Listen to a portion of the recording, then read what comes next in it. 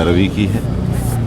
वो एक वकील की पैरवी नहीं थी, एक इतने बड़े स्ट्रेचर का शख्स, हमारे जैसे आदमी जिस पर ईडी की जांचें बैठी, जिससे ये पूछा गया कि विदेशों में कितने बैंक बैलेंसेस हैं, कितनी कोठियां हैं, कितनी फैक्ट्रियां हैं, कितने होटल्स हैं, जिसकी ये हैसियत नहीं थी कि वो उनकी एक तारीख की फीस भी दे सकता होता।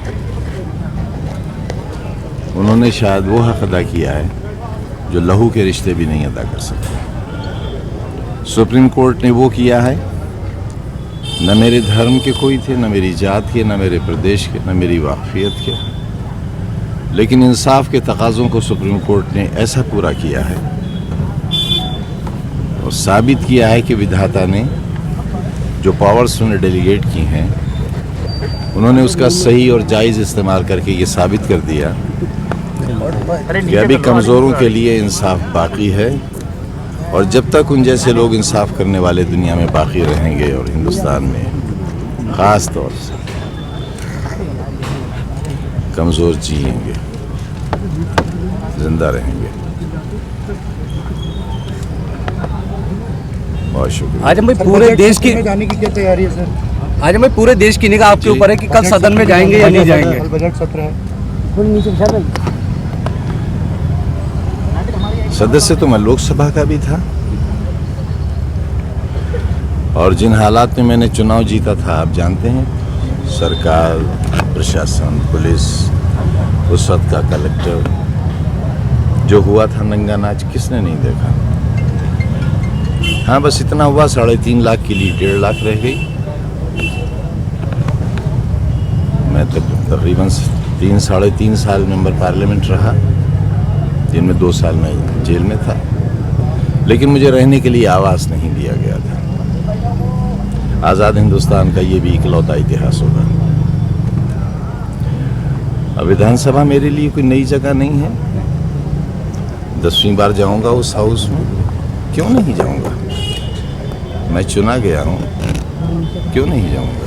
अच्छा आजम भाई, आपकी कुर्सी चर्चाएं हैं कि अखिलेश जी के बराबर में पड़ी हुई है, तो क्या जो नाराजगी चल रही है, जिस तरह की चर्चाएं हैं, वो नाराजगी अखिलेश जी खत्म कर रहे हैं? क्या कहना चाहेंगे? आपसे ही ये सूचना मिल रही है नाराजगी की, मुझे तो कोई वजह समझ में नहीं आती। दूसरी ये कि नाराज होने के लिए कोई आधार चाहिए। मैं खुद ही निराधार हूं, तो आधार कहां से आएगा? मेरा अपना ही कौन सा आधार है? एक गरीब आदमी, गली में रहने वाला। हाँ, एक खता हुई थी कि बच्चों के हाथ में कलम देना चाहा था, और चाहा है, वो मिशन आज भी जिंदा है। अगर ये यूनिवर्सिटी गिरा भी दी जाएगी, इस पर बुलडोजर चल भी जाएंगे, तो टूटे हुए खंडरात बनी हुई इमारतों से ज़्यादा इतिहास का हिस्सा बनेंगे, और लोग उन्हें देखने आया करेंगे। हमारे परिवार और वो परिवार जो जेल के अंदर है और जो जेलों से निकल गए मुकदमात में, उनके किस्से और कहानियाँ उनके वालिदैन, उनके दादी दादा, नानी नाना सुनाया करेंगे। वो बताएंगे कैसा अन्याय हुआ था, हमारे किस्से सुनाए जाएंगे, हम पर हुए जुल्म की कहानियाँ सुनाई जाएंगी। क्यों भाई, क्या उसे भुला दोगे? अच्छा आजम भाई, आपके साथ साथ शिवपाल जी की भी नाराजगी थी। शिवपाल जी आपसे मिलने के लिए आए, लेकिन अखिलेश जी नहीं आए। क्या कहना चाहेंगे? क्या शिवपाल जी की भी नाराजगी अब दूर हो जाएगी, क्योंकि आपकी नाराजगी दूर हो जाएगी? मैं न किसी के आने पर कोई कमेंट कर रहा हूँ, न किसी के ना आने पर। जो आए उनका शुक्रिया, जो नहीं आ सके किन्हीं कारणों से, उनका भी शुक्रिया, क्योंकि मैं नाराज होने की हैसियत में ही नहीं हूँ। इसलिए कि मुझे जो तहफ़्फ़ुज़ मिला है, जो प्रोटेक्शन मिला है, वो न्यायपालिका से मिला है। मैं किसी से नाराज हूँ। तो सीधा सीधा कहना यह है कि न्यायपालिका से आपको न्याय मिला है, समाजवादी पार्टी ने कुछ नहीं किया। तभी तो मैं यहाँ खड़ा हूँ। नहीं, ऐसी बात नहीं। आप जो कह रहे हैं इसको मैं सरे से नकार रहा हूँ।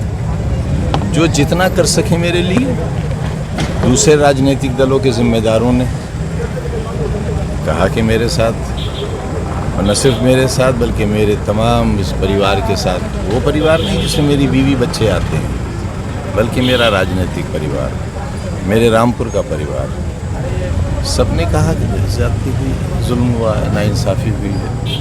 मैं सबका शुक्रगुजार हूँ।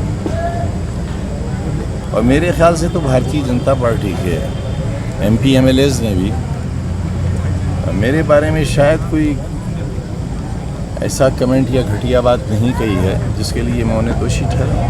वो एक एजेंडा था, क्या कोई पूरे भारतवर्ष में इस बात पर यकीन कर लेगा कि एक यूनिवर्सिटी का फाउंडर, स्कूलों का फाउंडर, एक ऐसी तंग गली में रहने वाला जहां आपकी बड़ी मोटर नहीं जा सकती, एक ऐसा शख्स जिसकी पूरी दुनिया में सिर्फ 2 अकाउंट हैं और वो उसकी सैलरी के, एक विधानसभा का और एक पार्लियामेंट का, बाकी जो कुछ है वो सब ले ले सरकार। अगर वो नंबर 1 पर माफिया है तो फिर माफिया की परिभाषा तैयार करनी पड़ेगी। अब एक माफिया को आप इतनी इज्जत दे रहे हैं, एक माफिया से लोग इतनी मोहब्बत कर रहे हैं, तो उस माफिया के बारे में हो सके तो आप भी राय बदलिएगा। तो कल आजम भाई सदन में जाएंगे? देखिए, शपथ तो लूँगा, कोशिश कर रहा हूँ मेरी तबीयत ऐसी रहे कि मैं सफ़र कर सकूँ।